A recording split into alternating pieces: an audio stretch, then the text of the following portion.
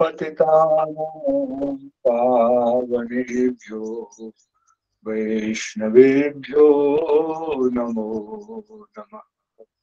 आजानुलम्बितभुजो कनकावदातो सङ्कीर्तनैकपितरो कमलायताक्षौ विश्वम्भरो द्विजवरो युगधर्मपालो वन्दे जगत्प्रियकरो करुणावतारो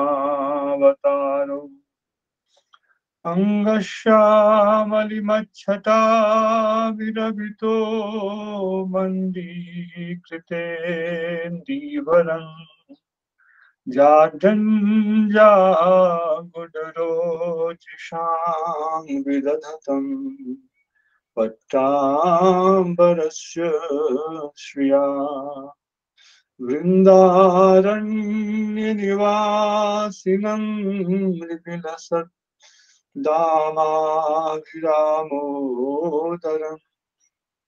राधास्कन्धनिवेशितो जलभुजम् ध्यायेमदामोदरम् हरे कृष्ण कृष्ण कृष्ण हरे हरे हरे राम राम राम हरे हरे।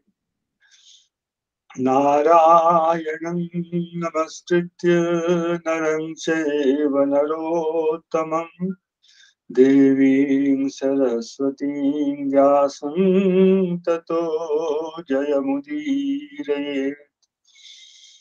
यं प्रव्रजन्तमनुपेतमपेतकृत्यं द्वैपायनो विरहकातराजुहाव पुत्रेति तन्मयतया तरवो निलेदु स्तं सर्वभूतहृदयं मुनिमानतोऽस्मि। अज्ञानसञ्जो भवबन्धुमोक्षो दोनामनान्योस्तरितं च भावात् अजस्रचित्यात्मनि केवले परे विचार्यमाने करणाविवाहनि। कल हम लोगों ने श्लोक के भावों का अनुशीलन किया। किस प्रकार यहाँ के आत्मा इस पद को परमात्मा वाले आत्मा पद से भिन्न समझा जाए, यह इसी प्रकरण के आधार पर किस प्रकार सिद्ध हो सकता है, इसके लिए एक महत्वपूर्ण लिंग यहाँ पर है। वह क्या है? जब श्री कृष्ण के लिए ब्रह्मा जी ने अभिसंबोधनों का प्रयोग किया तो एकस्तमात्मा पुरुषः पुराणः सत्यः स्वयं ज्योतिरनंत आद्यः नित्योक्षरो जस्य सुखो निरंजनः पूर्णोदयो मुक्त उपाधितो मृतः। यहाँ श्री कृष्ण के लिए उन्होंने अजस्र सुख का प्रयोग किया। यह श्लोक संख्या 23 है और इस 26वें श्लोक में जिसके भवबंधन और मोक्ष की बात कही जा रही है, यहाँ अजस्र चित्त्यात्मनि केवले परे ऐसा कहा है। तो ये एक महान अंतर है। जीवात्मा भी स्वरूपतः प्रकृति से मुक्त होने के कारण स्वरूपतः धर्मतः वह मुक्त नहीं है, इसीलिए उसमें आरोप भी कुछ होता है तो आरोप होने के योग्य उसमें एक धर्म होना चाहिए। धर्मतः वह मुक्त नहीं है किंतु स्वरूपतः मुक्त है और उस स्वरूप की दृष्टि से जीवात्मा में बंध और मोक्ष नहीं है। जैसे दिन और रात सूर्य के कारण हैं किंतु सूर्य के स्वरूप में दिन और रात नहीं। दिन जो है सूर्य का जो धर्मभूत धर्म स्थानीय प्रकाश है उसका उससे संबंध है, और उसका अभाव होने पर रात्रि है। ऐसे ही जीवात्मा का जो धर्म स्थानीय ज्ञान है, धर्मभूत ज्ञान, इसके दृष्टिकोण से तो जीवात्मा का बंधन और मोक्ष है, किंतु जीवात्मा के स्वरूप की दृष्टि से वह सूर्य स्थानीय होने के कारण स्वरूप में प्रकृति का कोई प्रभाव नहीं पड़ता है, किंतु स्वरूप भूत धर्म पर पड़ता है। तो यहाँ जीवात्मा के लिए अजस्र चित कहा गया, जबकि भगवान के लिए अजस्र सुख कहा गया। यदि इस श्लोक में भी अजस्र सुख का प्रयोग होता तब यह ज्ञात होता कि यह परमात्मा के लिए या ईश्वर के लिए भी कहा जा सकता है, या वह जो एक आत्मा है उसके लिए कहा जा सकता है, किंतु ऐसा नहीं है। जीवात्मा बद्ध दशा में भी अहम इस ज्ञान से कभी मुक्त नहीं होता है। वर्तमान अहम जीवात्म स्वरूप भूत अहम और इस देहभूत अहम सूक्ष्म शरीर भूत अहम का मिश्रण है, किंतु सुषुप्ति की अवस्था में जब इस अहम का भी बाह्य अहम जो है इसका भी लोप हो जाता है, तब भी सुखम अहम अस्वापसम, यह जो उसका बोध होता रहता है, उस अहम को वैष्णव आचार्यों ने जो है स्वरूप से संबंधित किया है। तो ज्ञान, अहमता ज्ञान जो है जीवात्मा का, यह अनवरत बना रहता है, यह कभी उसका लुप्त नहीं होता है, यह है अजस्र चित। किंतु जीवात्मा में अजस्र सुख की स्थिति नहीं है, इसलिए जीवात्मा दुखी होता है। यह अहम जो है यह भले ही वर्तमान में विकृत होकर इस देह के साथ तादात्म्य को प्राप्त करता है, किंतु इसके लिए जहां अविद्या अपना कार्य कर सके, धर्मभूत अहम का होना आवश्यक है। तो अजस्र चित और अजस्र सुख, इन दो शब्दों के आधार पर यह प्रकरण भेद जो है 23वें श्लोक का जो विषय है वह उस परमात्मा से संबंधित है जिनके स्वरूप में कोई भेद नहीं है, भले ही वे अनंत मूर्ति हो जाए, एक आत्मा।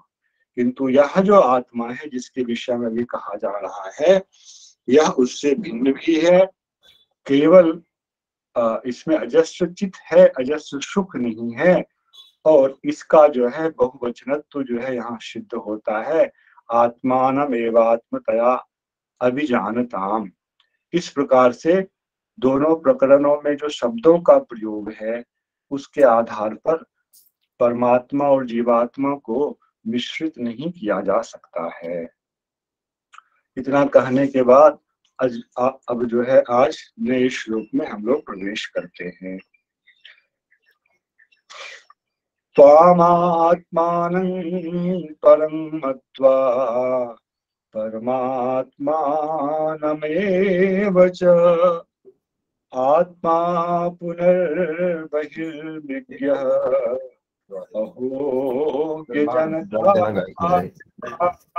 कल भी खराब हो तो निकाल देना, कल कुछ ले जाना, खा लेना, तो एकादशी है। श्लोक का अन्वय थोड़ा ठीक से करने की आवश्यकता है। ब्रह्मा जी कह रहे हैं, देखना एक आध छिलके उतार के अच्छे हो तो खा लेना है, नहीं तो परमात्मानम एव आत्मानम मत्वा। सिद्ध क्या हुआ है अभी? एकस्तमात्मा पुरुष पुराण में ब्रह्मा जी ने भगवान को परमात्मा सिद्ध किया है। त्वाम परमात्मानम एव आत्मानम मत्वा, परमात्मा तत्व अलग है और आत्मा तत्व अलग है, यह पीछे के प्रकरण से सिद्ध हुआ है।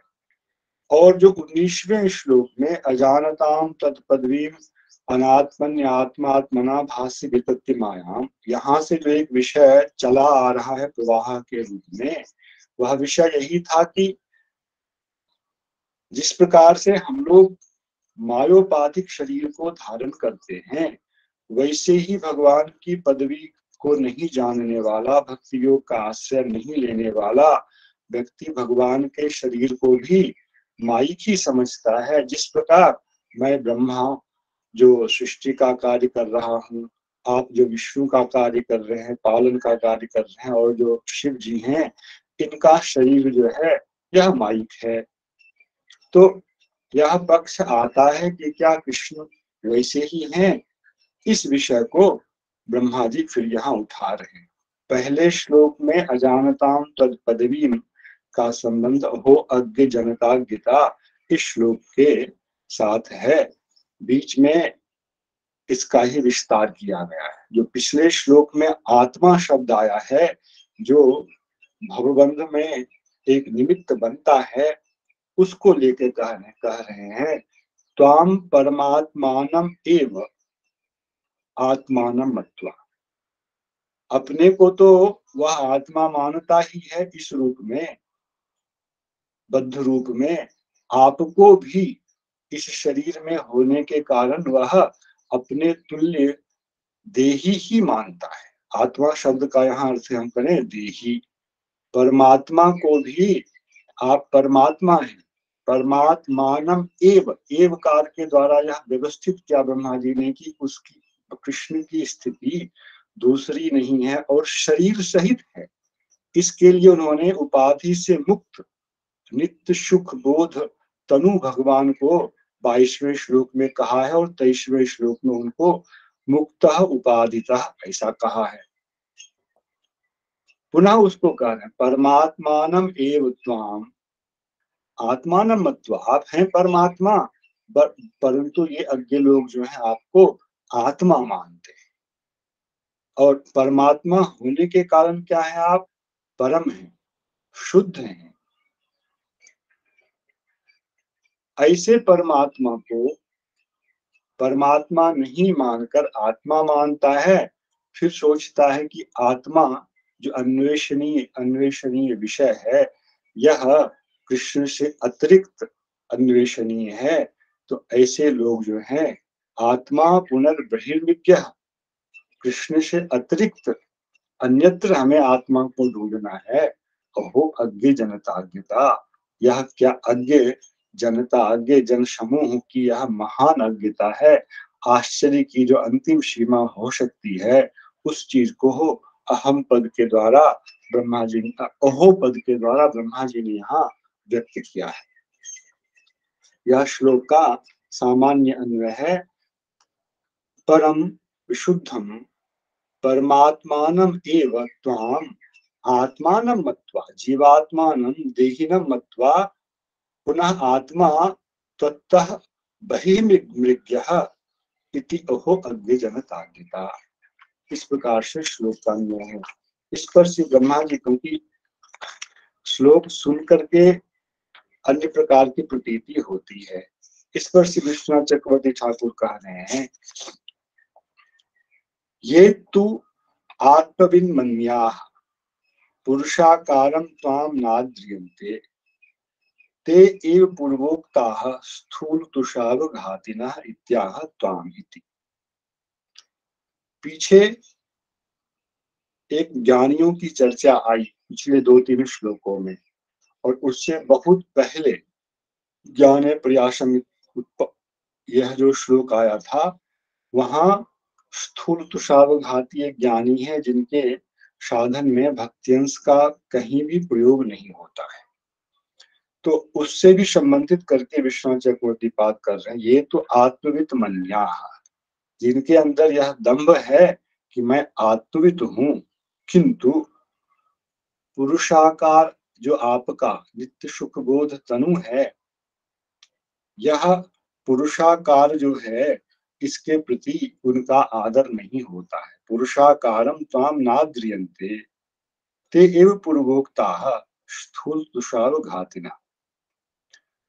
पीछे जो श्लोक में ज्ञानियों की निंदा करते हुए उनको भूषा कूटने वाला कहा गया था, उसकी निंदा की गई है। देव पूर्वोक्ता स्थूल तुषावघातिना, आपको पुरुषाकार नहीं मानने वाले एकस्तमात्मा पुरुषः पुराना, इस श्लोक में जो मैंने कहा है, जो आपको पुरुषाकार नहीं मानते हैं वे लोग ही उस श्रेणी के हैं। च अप्यर्थे, श्लोक में परमात्मानम एव च, यहाँ जो चकार है इसको हमें अपि समझना चाहिए। परमात्मानम एव अपि, परमात्मा ही हैं आप, तब भी आपको ये लोग आत्मा ही मानते हैं। ऐसे लोगों के विषय में क्या कहा जाए। चह अप्यर्थे परमात्मानम एव त्वाम पुरुषाकारम परम अर्थात शुद्धम, ऐसा नहीं मानकर परमात्मनः अन्यम माया शबलम आत्मानं मत्वा, परमात्मा से भिन्न माया शबल, माया उपाधि से युक्त आत्मा मानते हैं। जैसा कि 19वें श्लोक में अजानताम तत्पद्दीम अनात्मन आत्मात्मना भासमितत्ति मायाम शिष्टा विवाहम जगतो विधाना इवत् त्वमेशोन्त इवत् नेत्र। इस श्लोक का जो विषय है उस श्लोक को यहाँ लाया जा रहा है। आपको परम शुद्ध नहीं मानकर परमात्मा पुरुषाकार नहीं है, यह पहली गलती। और क्योंकि आप पुरुषाकार हैं इसलिए आप शुद्ध परमात्मा नहीं हैं, आप माया शबलित परमात्मा है, मायोपाधिक है। ऐसा जो मानने वाले हैं माया शबलम आत्मानम मत्वा, यहाँ देह देही का अंतर होगा और मायोपाधिक ही शरीर होगा।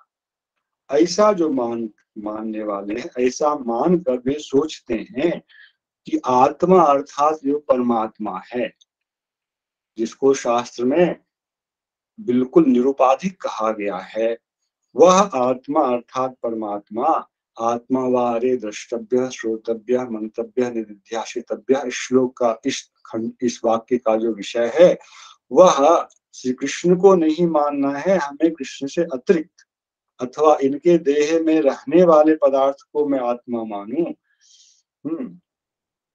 आत्मानम माया शबलम आत्मानम त्वाम मत्वा आत्मा परमात्मा पुनः त्वत्तः बहिरेव मृग्यः, अहो तस्याह अज्ञ जनतायाः अज्ञता।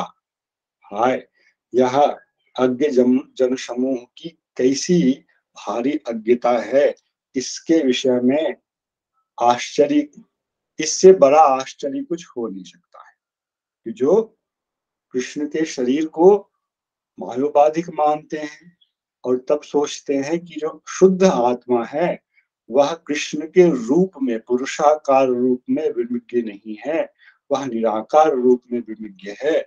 ऐसे लोग महान अज्ञ हैं, महान अज्ञ हैं, इससे बड़े अज्ञ कोई हो नहीं सकते। अयम अर्थः, इसका फलितार्थ इस रूप में है विवर्त परिणामादयो वादाः खलु चिद भिन्ने मायिके जगत्येव प्रवर्तते। विवर्तवाद का आश्रय लेकर चक्रवर्ती पाद ने अभी व्याख्या की जीव के बद्ध होने की स्थिति में ज्ञान योगी लोग किस प्रकार से संसार का चिंतन करते हैं और क्यों करते हैं। वह विवर्तवाद और वैष्णव सम्मत जो परिणामवाद है, ये सब वाद जितने भी हैं ते वादाः खलु चिद भिन्ने मायिके जगत्ये प्रवर्तते। ये जितने भी वाद उठाने हैं, आरंभवाद उठाएं, परिणामवाद उठाएं, विवर्तवाद उठाएं, ये सब इस जगत की सृष्टि से संबंधित ही हो सकते हैं सारे वाद। चिद भिन्ने मायिके जगत्ये प्रवर्तन्ते न तो पूर्ण चिति ब्रह्मणि, न कि पूर्ण चिदाकार पूर्ण चित स्वरूप जो ब्रह्म है उसमें इन वादों का जो है प्रवर्तन हो सकता है। तथा शाब्दम ब्रह्म वपुर दधत इति तृतीयात्, अब इस विषय में वे प्रमाण दे रहे हैं। क्यों? भगवान के विग्रह के संबंध में इस प्रकार के किसी भी वाद की प्रवृत्ति नहीं हो सकती है। वह केवल जगत की स्थिति के संबंध में, जगत रूप कार्य के संबंध में हो सकती है, क्योंकि इसमें वे प्रमाण दे रहे हैं। शाब्दम ब्रह्म बपुर दधत इति तृतीया, तृतीय स्कंद में कर्दम मुनि के उपाख्यान में यह श्लोक कहा गया है। जिस समय भगवान कर्दम मुनि के सामने उनके तप से प्रसन्न होकर प्रकट हुए, उस समय यह श्लोक है। तावत् प्रसन्नो भगवान् पुष्कराक्षः कृते युगे दर्शयामास तं छत्तः शाब्दं ब्रह्म दधत् वपुः। मैत्री जी विदुर जी को यह श्लोक सुना रहे हैं। उनके तप से प्रसन्न होकर कमल नयन भगवान ने कृतयुग में, सत्ययुग में अपने आप को उनके सामने प्रकट किया। किस रूप में? शाब्दम ब्रह्म दधत वपुः। ब्रह्म ने शरीर को धारण किया। वह ब्रह्म कौन है? शाब्दम ब्रह्म। उसका अर्थ क्या है? शाब्दम शब्देक वेद्यम वेदेक वेद्यम यद ब्रह्म तन्मयम वपुर दधत। वह वपु जो है ब्रह्ममय वपु है। ऐसा श्री विश्वनाथ चक्रवर्ती ठाकुर ने, श्री श्रीधर स्वामी पाद ने भी ऐसी ही व्याख्या की है। और तम प्रति आत्मानं दर्शयामास, कर्दमं प्रति आत्मानं स्वस्वरूपम दर्शयामास। और वहां लिखते हैं सच्चिदानंदमयाकारं दधत् प्रकटयन्। सच्चिदानंद में आकार जो है उनका, नित्य जो आकार है, उस आकार को ही उन्होंने वहां प्रकट किया। वह माइक आकार नहीं है। और बंशीधर जी ने वहां टीका में इसको लिखा है तन्मयम। जो श्रीधर स्वामी ने लिखा है तन्मयम वपु दधत्, अर्थात ब्रह्ममयम चिद घनम न तो माइकम भौतिकम। वह वपु जो है चिद घन वपु है। घन शब्द, घन प्रत्यय का प्रयोग ही मूर्ति के रूप में होता है, व्याकरण लोग जानते हैं। तो वह चिन्मयी मूर्ति है, ना कि माइक मूर्ति है। यह एक प्रमाण हुआ। उसके बाद पुनः बावन भगवान जी के आविर्भाव के प्रसंग से प्रमाण दे रहे हैं। जब बावन भगवान, उसमें वामन के रूप में तो नहीं आए, आए तो चतुर्भुज रूप में। उस समय की स्थिति है। दृष्ट्वादितिस्तं निज गर्भ संभवम परम पुमांसं रमाप विस्मिता गृहीत देहं निज योग मायया प्रजापतिश्चाह जयेति विस्मितः। दृष्ट्वा अदितिः तं निजगर्भ संभवं परम पुमांसं विस्मिता सती मुदम आप। अदिति अदिति जी ने जब देखा कि मेरे गर्भ से जो उत्पन्न है वे तो परम पुरुष हैं, यह देखकर वे विस्मित होते हुए प्रसन्न हुई। पहले तो विस्मित हुई कि ऐसे भगवान मेरे गर्भ से उत्पन्न कैसे हुए, और फिर वे प्रसन्न हुई। कैसे कैसे प्रकट हुए हैं? गृहीत देहम निज योग माया। भगवान ने जिस शरीर को वहां धारण किया है, वह शरीर जो है निज योग माया, यह उनकी त्रिगुणमयी माया का विलास नहीं है, अपितु भगवान की जो निजी योग माया है, स्वरूप भूता शक्ति है, उससे ही उनके देह का गठन हुआ है। इसलिए भगवान को ब्रह्म मूर्ति भी कहा जाता है, आत्म मूर्ति भी कहा जाता है। आत्म मूर्ति मतलब जो आत्म तत्व है वही मूर्ति रूप में भी है, इसलिए देह देही का भेद वहां नहीं होता है। और प्रजापतिश्चाह जयति विस्मिता, और कश्यप प्रजापति उसमें जय जयकार करने लगे। इसके आगे का जो वाक्य है, यत्तद्वपुर्भाति विभूषणायुधैरव्यक्तचिद्व्यक्तमधारयद्धरिः बभूव तेनैव स वामनो वटुः सम्पश्यतो दिव्यगतिर्यथा नटः। यत्तद् वपुर्भाति विभूषणाउधैः अव्यक्त चित्त, यह अंश जो है इसको चक्रवर्ती ठाकुर जी यहाँ विशेष रूप से कहने के लिए इस भाव को उद्धृत कर रहे हैं। यत्तद् वपुर्भाति विभूषणाउधैः अव्यक्त चित्त व्यक्तम आधार्यत विभु, जो उनका पूर्व वपु भी है वह क्या है, वह अव्यक्त चित्त है, वह चिन्मय वपु ही है किंतु वह अव्यक्त था, उसी को भगवान ने व्यक्तम आधारयत। यदि वह पहले भी नहीं था और अभी वह कार्य रूप से प्रकट हुआ है तब उसको व्यक्त नहीं कहा जा सकता है। अव्यक्तम अव्यक्त चिद एव व्यक्तम आधार्यत हरि। और फिर उसी रूप को जो अभी चतुर्भुज रूप था जिसमें कि विभूषण आयुध इत्यादि थे, उसको ही उन्होंने बभूव तेनैव स वामनः वटुः, उसी वपु को उन्होंने अब जो है उनके सामने एक शिशु के रूप में प्रकट कर दिया। संपश्यतोः मातृपितरोः संपश्यतोः, माता पिता उनके देख रहे हैं और चतुर्भुज रूप से वामन रूप में प्रकट हो गए। जैसे दिव्य गति यथा नटः, दिव्य गति वाले नट जैसे अपने रूप को बदलने में समर्थता रखते हैं, वैसे ही भगवान यहाँ पर चतुर्भुज रूप से अब एक वामन वटु के रूप में प्रकट हो गए। इस जगह वे लिखते हैं विभूषणाद्येः सह यद्वपुर् भाति इति वर्तमान निर्देशेन वपुषः नित्यत्वं व्यंजितम्। श्लोक में क्या है, यत्तद् वपुर् भाति विभूषणायावुधे, मतलब उनका यह वपु जो है विभूषण आयुध से युक्त यह जो वपु है वह भाति अर्थात वर्तमान कालिक प्रत्यय का यहाँ प्रयोग यह नित्य वर्तमानता के अर्थ में हुआ है, न कि तात्कालिक वर्तमानता के रूप में। भाति इति वर्तमान निर्देशेन वपुषः नित्यत्वं व्यंजितम्। किंच यद् अव्यक्तं च चित्स्वरूपत्वं च तदेव व्यक्तम, जो अव्यक्त है किंतु चित स्वरूप ही है वही तदेव व्यक्तम, उसी को उन्होंने प्रकट किया, कृपया व्यक्तिकृतम।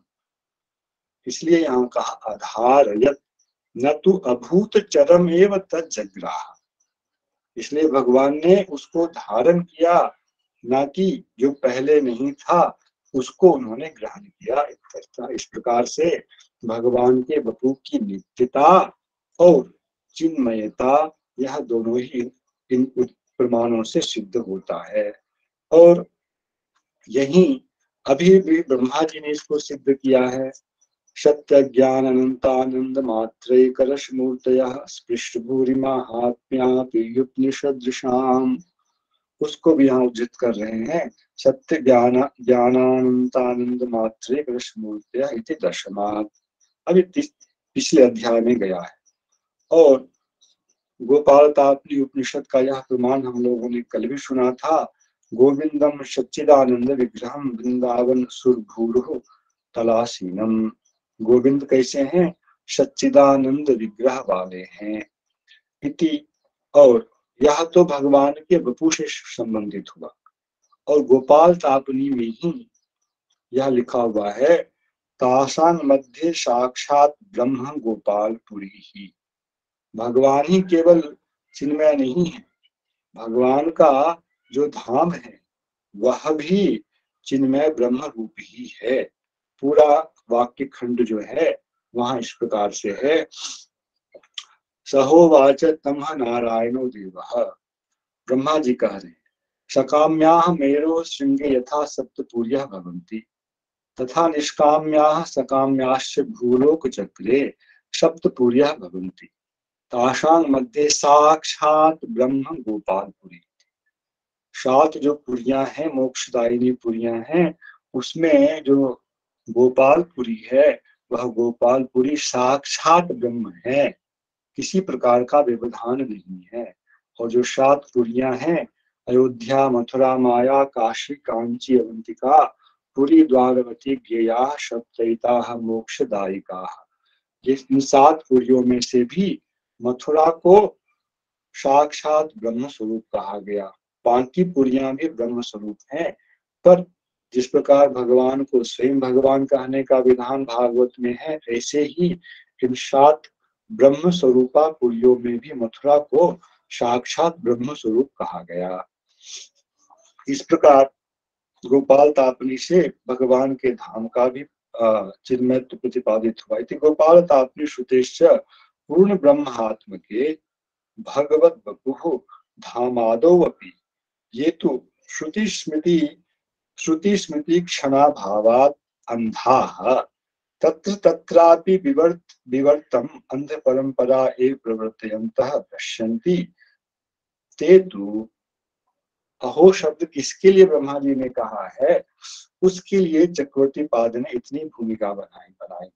शास्त्र में स्पष्टतया जिनके वपु को अमायिक अप्राकृत चिन्मय कहा गया है, जिनके धाम को भी चिन्मय कहा गया है, उनसे संबंधित सब कुछ धाम परिकर लीला विलास नाम सब कुछ चिन्मय है।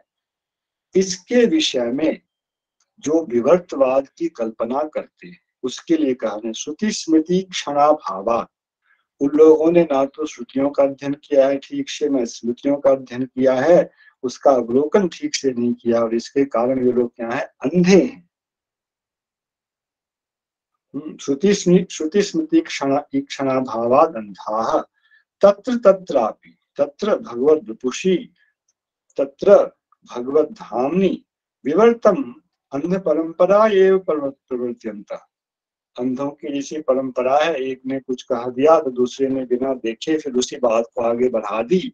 यह जो अंध परंपरा है, इसी अंध परंपरा का यह परिणाम है कि लोग भगवान के धाम और बपू नाम इत्यादि में भी मायिकत्व की कल्पना करते हैं। इस प्रकार से अंध परंपरा एवं प्रवर्तनता, अंध परंपरा का अनुसरण करते हुए जो लोग प्रवर्तित हो रहे हैं, भ्रश्यन्ति और पतित हो रहे हैं, ते तु अहो शब्देन ब्रह्मणा स्वशिष्टो शिष्योचेषु मध्ये विषय चक्रिरे।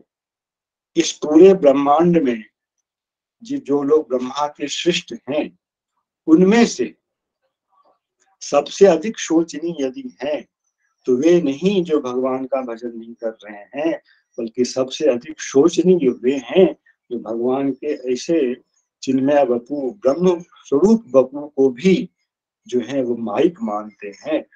उसके लिए ही ब्रह्मा जी ने यहाँ अहो शब्द का प्रयोग किया है। तेतु अहो शब्देन ब्रह्मणा स्वशिष्टो सोचेषु मध्ये विषयी चक्रिरे इति। यह इस श्लोक का भाव है। और बोल रहे यहाँ एक दूसरा पाठ भी है, अहो अज्ञ जनाज्ञता। एक तो अज्ञ जनताज्ञता, जनता जन समूह, अज्ञ जन समूह की अज्ञता ऐसी है कि भगवत बपू भगवत धाम में भी माइकत्व भावना करते हैं। अथवा अज्ञ जनानाम अज्ञता, अज्ञ जनाज्ञता, यह भी एक पाठ यहाँ पर उपलब्ध होता है। इस प्रकार भगवत धाम भगवत नाम इन सब चीज का निरूपण करके ज्ञान योगी जो है उनके संबंध है बंध मोक्ष की व्यवस्था कैसी है, वे यदि विवर्तवाद को कहीं ग्रहण भी करते हैं तो वह केवल स्व संबंधी ही होगा, वह परमात्मा संबंधी शुद्ध रूप में नहीं है, किंतु वह केवल उनका एक देशी दर्शन है। उसका तात्पर्य संसार में सर्वत्र वैराग्य मात्र की उत्पत्ति के लिए शास्त्र ने कहीं कहीं ऐसा वर्णन कर दिया है। वस्तुतः स्थिति ऐसी नहीं है, क्योंकि यही ब्रह्मा जी ने इस चीज का प्रतिपादन किया है। क्या तो ये वृत्ति शोक बोध तनावरंते मायात उद्यत अपि यत शद इव आभाति। केवल नित्य वर्तमानता इसमें नहीं है, अल्पकालिक वर्तमानता है, इसलिए शदयुग कहा गया। बाकी यह जो है विवर्त नहीं है, रज्जु में सर्प की भांति। अब आगे यह जान ऐसा जो आत्म तत्व को समझने की इच्छा रखने वाला है और संसार के विषय में ऐसा दृष्टिकोण रखता है, संसार का जीवात्मा के साथ संबंध क्यों है, ऐसा दृष्टिकोण रखता है जो पीछे के श्लोक में गया, उसके लिए भी जो कहा गया तेनेव ज्ञानेन ज्ञानेन भूयोऽपि च तत् प्रलीयते रज्ज्वामहेर्भोग भवावहो यथा। यह केवल अपने आप को प्रकृति से पृथक मानने मात्र से उसका सिद्ध होने वाला नहीं है। इस चीज का प्रतिपादन अब अगले श्लोक में किया जा रहा है।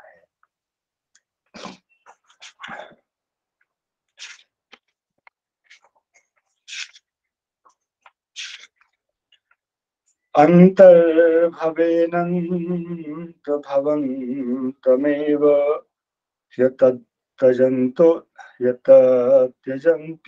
त्यजन्तो मृगयन्ति सन्तः असन्तमप्यन्तहिमन्तरेण सन्तं गुणं तं किमुयन्ति सन्तः।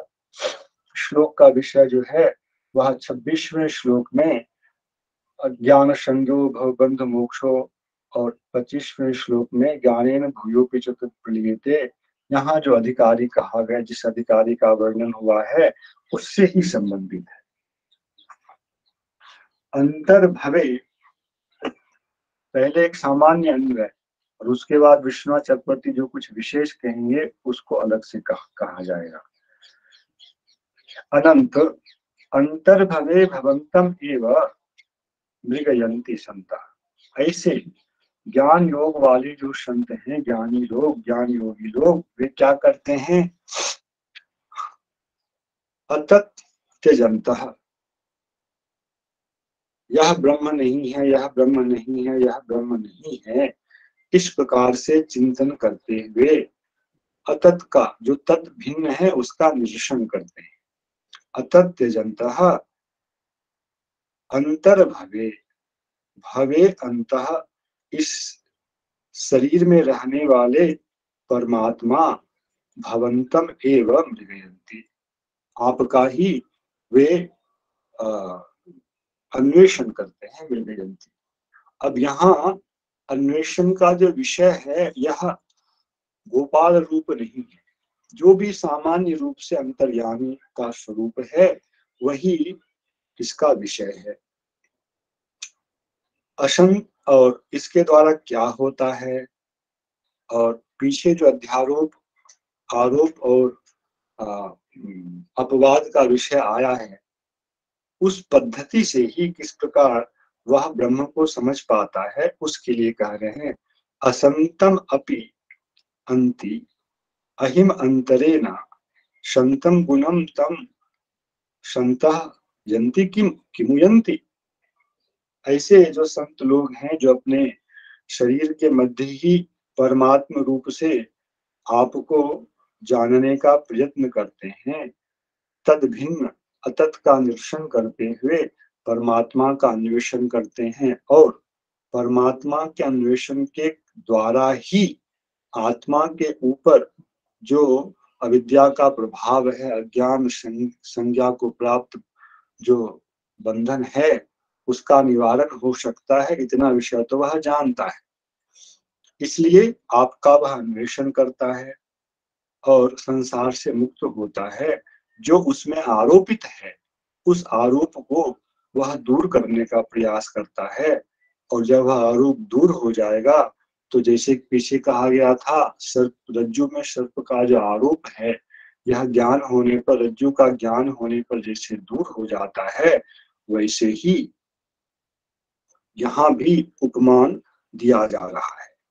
असंतम अपि अहिम अंति समीपे असंतम अविद्यमानमपि अहिम अंतरेण। वह रज्जु में जो सर्प की प्रतीति है, परमात्मा में अथवा ब्रह्म में जो जगत की प्रतीति है और आत्मा में जो देह संबंधी अहम और संसार संबंधी मम की प्रतीति है, इन दोनों भावों को यहाँ ग्रहण करना चाहिए। तो समीपे अविद्यमानम अपि अहिम अंतरेण, अहिम अंतरेण सर्प के गए बिना संत लोग वहां जो विद्यमान स्तंतम गुणम, गुण अर्थात रज्जु, जब तक आरोपित वह सर्प जो है ज्ञान के द्वारा नष्ट नहीं होगा, जो कि रज्जु में विद्यमान नहीं है, रज्जु के समीप नहीं है। किंतु जब तक उसका लोप नहीं होगा तब तक क्या संतम गुणम तम यंती, कोई भी तब तक उस रज्जु को समझ पाता है, नहीं समझ पाता है। इसलिए सर्प का अपवाद होना भी आवश्यक है। इसी दृष्टांत को यहाँ लाकर संतः किमुयंती, संत क्या गुण स्थानीय रज्जु स्थानीय आपको प्राप्त कर पाते हैं, नहीं कर पाते हैं। अतः आपको इस शरीर में ही परमात्मा अंतर्यामी के रूप में अन्वेषण करना और उनके साक्षात्कार के साथ साथ आत्म साक्षात्कार के द्वारा माया का जो जीवात्मा के ऊपर आवरण है उसको दूर करना, और जगत के द्वारा आवृत होने के कारण आपका जो स्वरूप दिखाई नहीं पड़ रहा है, क्योंकि जगत के आधार तो आप ही हैं, उसको उसके दर्शन के लिए भी उस जगत अंश का जो है वह लोप होना आवश्यक है। जैसे दास ने कहा था, विवर्तवाद में जगत की प्रतीति नहीं होगी, किंतु परिणामवाद वाले जो हैं उनके लिए जगत की प्रतीति के साथ भी परमात्मा की प्रतीति होगी, क्योंकि वे परमात्मा की शक्ति को ही जगत का उपादान मानते हैं। विवर्त वाले ऐसा नहीं मानते हैं, इसलिए उनके लिए जगत की प्रतीति भी जो है वह भी विलुप्त हो जाएगी। यह दोनों के साक्षात्कार में अंतर होगा। इस पर श्री विश्वनाथ चक्रवर्तीपाद कह रहे हैं, विज्ञास्तु ताम मायोपाधित्वेन न मन्यते। पीछे श्लोक में अज्ञ लोगों की बात गई, किंतु जो विज्ञ लोग हैं वे आपको मायोपाधिक नहीं मानते हैं, किंतु जीवात्मानम एव, जीवात्मा को ही मायोपाधिक मानते हैं। अतः तम एव माया मालिन्यतः विच्युति कर्तुम तम एव केवलम शुद्धम मृगयन्ति। इसलिए मायोपाधिक जो जीवात्मा है उसको माया जन्य मलिनता से दूर करने के लिए, माया को दूर करने के लिए केवलम शुद्धम मृगयन्ति, वे शुद्ध जीवात्मा का अन्वेषण करते हैं। ध्यान रखें, जो दास ने अन्वय किया वह यथाश्रुत जो श्लोक में वहां है उस आधार पर किया। विश्वनाथ चक्रवर्ती के अन्वय की दिशा थोड़ी भिन्न है। इनके अन्वय का क्रम जो है, ये अनंत को संबोधन नहीं मान रहे। अनंत भवंतम एव अंतर्भवे मृगयंती, ऐसा अन्वय दास ने किया था, किंतु चक्रवर्ती ठाकुर अनंत भवम यह पद ले रहे हैं। अनंत भवम, भव शब्द को अनंत से जोड़ करके उसको द्वितीया विभक्ति युक्त मान रहे हैं। अनंत भवम तम एव आत्मानम स्वात्मानम देहिनम अत्यजंतः मृगयन्ति। इसलिए पीछे वाले व्याख्यान से किसी प्रकार का भ्रम नहीं होना चाहिए। अन्वय की दिशा अलग है। दास ने पहले सामान्य रूप से सब लोग जो पाठ ग्रहण करते हैं उस हिसाब से कहा। विश्वनाथ चक्रवर्ती ठाकुर की दिशा थोड़ी भिन्न है। इसलिए माया के द्वारा जो मलिनता युक्त जीवात्मा का स्वरूप हो गया है उसे दूर करने के लिए तम एव केवलम शुद्धम जीवात्मान मृगयन्ति इत्याह अंतर्भवे। अंतर्भवे स्वशरीर मध्य एव वर्तमानम, यह पहला पद हुआ। अंत स्वशरीर मध्य एव वर्तमानम देहिनम, और अनंत भवम एक पद, अनंताः संख्याः भवाः नाना योनिषु जन्मानि यस्य तम प्रसिद्धम अल्पज्ञम जीवात्मानम मृगयन्ति। वैसे जीवात्मा का वे लोग अन्वेषण करते हैं जो अनंत योनियों में जन्म ग्रहण करने वाला है या जन्म ग्रहण करता चला आ रहा है। तम जीवात्मानम मृगयन्ति किं कुर्वन्तः मृगयन्ति अतत आत्म भिन्नम मायिकम मायाम च त्यजन्तः अपवदन्तः। आत्मा से भिन्न जितने भी मायिक पदार्थ हैं, माया सहित शव का ही अपवाद करते हुए।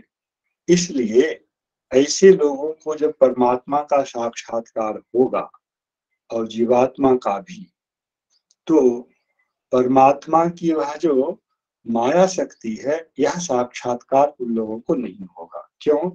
मायिकम मायाम च त्यजंता अपवदंता। ये माया माया के विकार दोनों का ही निरीक्षण कर रहे हैं, जबकि ज्ञान यज्ञ वाले जो लोग हैं वे इस रूप में परमात्मा का साक्षात्कार नहीं करते हैं, बल्कि बहिरंगा शक्ति, तटस्था शक्ति और किंचित स्वरूपभूता शक्ति सहित परमात्मा का साक्षात्कार करते हैं। यह भेद है। और जहाँ माया शक्ति का भी साक्षात्कार नहीं होगा, वहां का जो परमात्मा का रूप होगा उसको ही गौरी संप्रदाय में ब्रह्म कहा गया है सामान्य रूप से। वही माया शक्ति विशिष्ट जो ब्रह्म है वह परमात्मा कहलाएगा, और माया शक्ति अविशिष्ट उससे रहित जो परमात्मा कहलाएंगे वे ब्रह्म कहलाएंगे।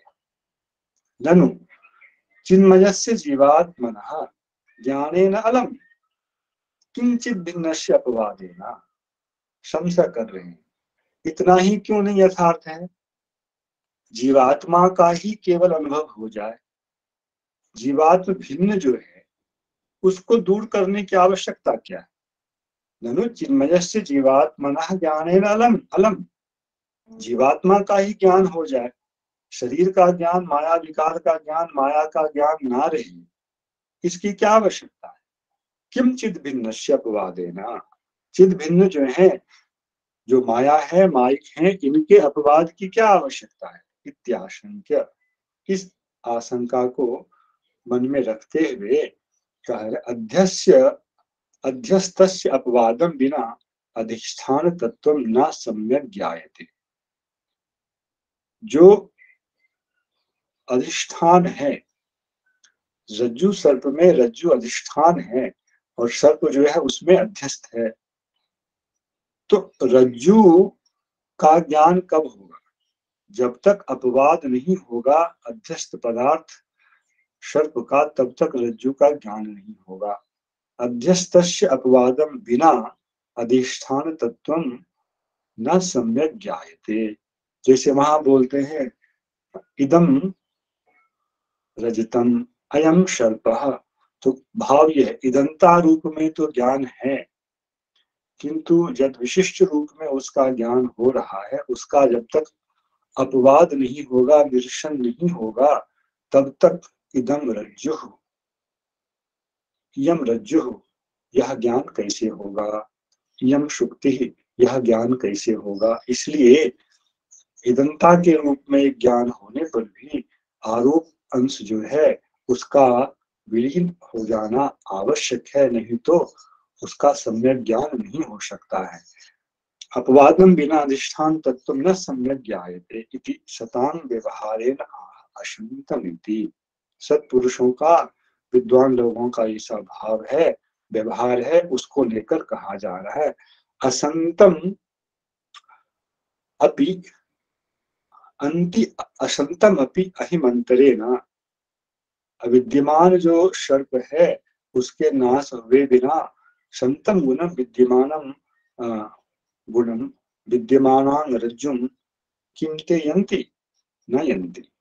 इसी को कह रहे अंति समीपे असंतम अपि अहिमंतरेण नायम अहि इति तत् अपवादम बिना, यह अहि नहीं है, यह सर्प नहीं है, इस अपवाद के बिना क्षंतम विद्यमानम गुणम रज्जु इति, रज्जु क्षंतः किमु यन्ति या जानन्ति, उसके बिना, अपवाद के बिना वहां विद्यमान रहने वाली जो रस्सी है, इसको क्या वे लोग जानते हैं, समझ पाते हैं? नहीं समझ पाते। नैव जानन्ति तथैव, अब इसी दृष्टांत को ला रहे हैं। असंगो ही यम पुरुष इति श्रुतेः जीवात्मनः स्थूल सूक्ष्म देह संबंधो नैव अस्ति। असंगो ही अयम पुरुषः, यह जीवात्मा जो है वह असंग है। इस श्रुति प्रमाण से यह सिद्ध होता है कि जीवात्मा का स्थूल सूक्ष्म देह से संबंध नहीं है। तत्संबंधा भावाद एव देहाः दैहिकाः शोक मोहादयश्च तस्य नैव सन्ति। जब देह से संबंध नहीं है तो दैहिक शोक मोह आदि भी उस स्वरूप में कैसे हो सकता है, उसके साथ संबंध कैसे हो सकता है। तस्य नैव सन्ति तदपि अविद्यया एव। देह दैहिक यह जो प्रतीति है वह अविद्या के कारण ही है। तदपि अविद्या एव तस्मिन् जीवात्मनि देहः अध्यस्तः। यह देह जो है अविद्या के कारण जीव स्वरूप में अध्यस्त है। ततश्च कदाचित उद्भूतेन ज्ञानेन नायम आत्मा देहः।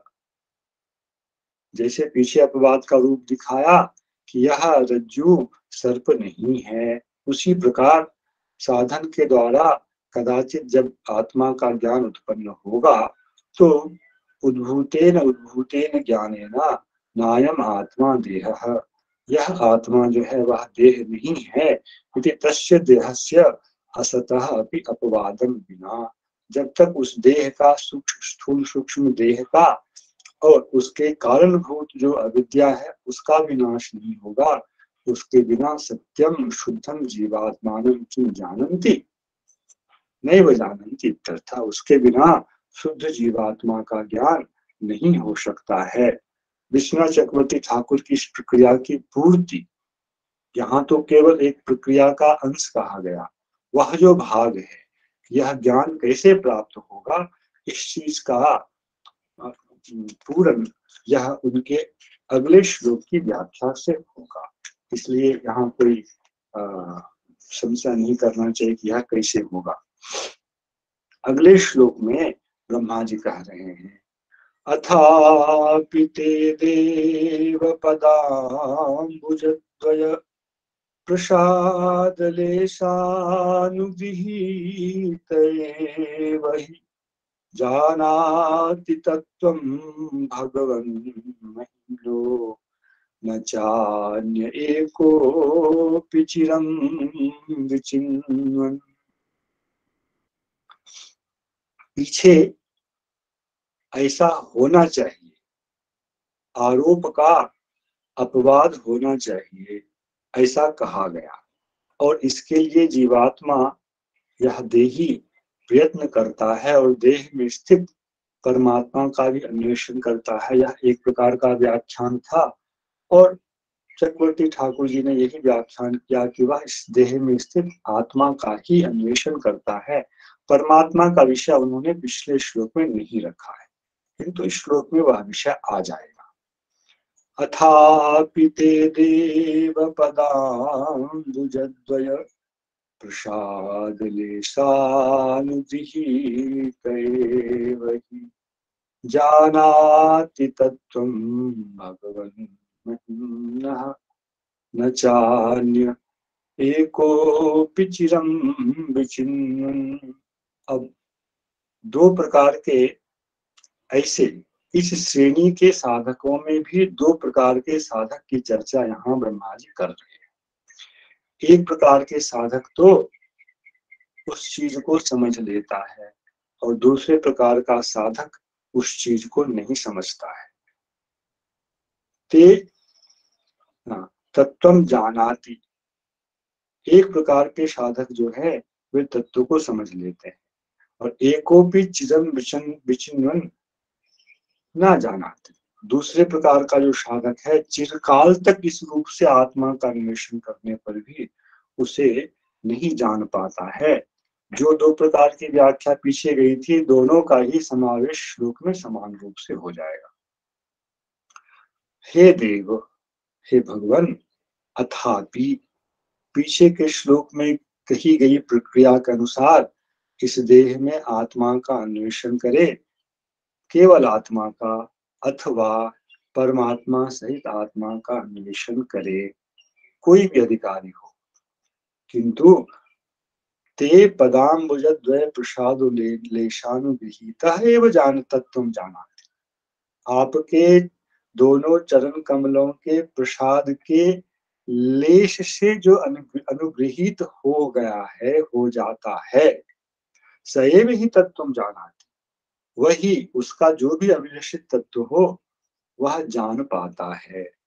यह सिद्धांत तो कोई भी योगी हो सब पर घटित होगा, ज्ञान योगी हो, कर्म योगी हो, भक्ति योगी, सब पर घटित होगा। किंतु प्रसादोदेशानुगृहीत एवं, इससे जो प्रकरण में ज्ञान योगी की बात आ रही है उसका ही यहाँ पर मुख्य रूप से ग्रहण किया गया है। क्यों? भक्ति के लिए तो प्रसाद अधिक होता है, भक्तों पर भगवान का प्रसाद अधिक होता है और ज्ञानियों पर भगवान का प्रसाद कम होता है। इसलिए ज्ञानियों को प्राप्त होने वाली अनुभूति भी जो है वह निम्न होती है। भगवान के विषय में अनुभूति योग्य अनुभवनीय पदार्थ अनंत है, किंतु उन सब का अनुभव ऐसे ज्ञानियों को नहीं हो पाता है। किंतु उतना सा भी प्रसाद यदि ना प्राप्त हो तो वह आत्म तत्व को भी नहीं जान पाता है। यह ब्रह्मा जी कहने का भाव है। जानाति तत्त्वं भगवन् महिम्नः अब ते महिम्नः तत्त्वम्, पहली पंक्ति में जो ते है उसका पहले महिम्नः के साथ अन्वय होगा और फिर महिम्नः तत्त्वम्, आपकी जो महिमा है उसके तत्व को वह लेश मात्र जान पाता है। न च अन्यः एकोपि, उसको छोड़कर एक शब्द का अर्थ यहाँ एक का अर्थ जो है मुख्य होता है, मुख्य भी होता है। तो अन्यः मुख्योपि चिरम विचिन्वन्, आपके चरण कमल का प्रसाद जिसको प्राप्त नहीं हुआ, लेश मात्र भी जिसको प्राप्त नहीं हुआ, वह चिरकाल तक भी इस देह में रहने वाले आत्म पदार्थ का अन्वेषण करता रहे, वह कभी भी इस चीज को प्राप्त नहीं कर पाता है, नहीं कर सकता है। और इसका संबंध जो है श्रेयः श्रुतिं भक्ति मुदश्यते विभो क्लिश्यन्ति ये केवल बोध लब्धये तेषाम् अशो क्लेशलेव शिष्यते नान्य व्यथा तुषारघातिनाम, इससे संबंध है। जो केवल बोध के लिए प्रयत्न कर रहा है किंतु भक्ति का लेश वहां नहीं है, उसने श्रेयः श्रुतिं भक्ति मुदश्य, भक्ति का सर्वथा प्रक्षेप कर दिया है, परित्याग कर दिया है। उसके पक्ष में आत्म मात्र का भी अनुभव करना कभी भी संभव नहीं होता है।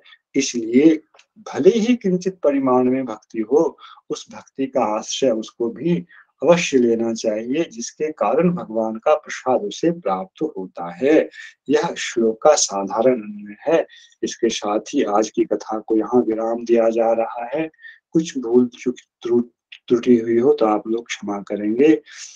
जय श्री कृष्ण अर्पणमस्तु। हरे कृष्ण कृष्ण कृष्ण हरे हरे, हरे राम राम राम हरे हरे। सभी आचार्य वृंद वैष्णव वृंद के चरणों में पुनः कोटि कोटि नमन ज्ञापन करता है। जय जय श्री राधे श्याम जी की जय, जय। भक्त वृंद आचार्य की स्वामी जय। जी को थोड़ा सा मैं निवेदन सभी करूंगा, को अभी आप प्रणाम। विदा नहीं लीजिएगा। आचार्य स्वामी राघवेंद्र जी।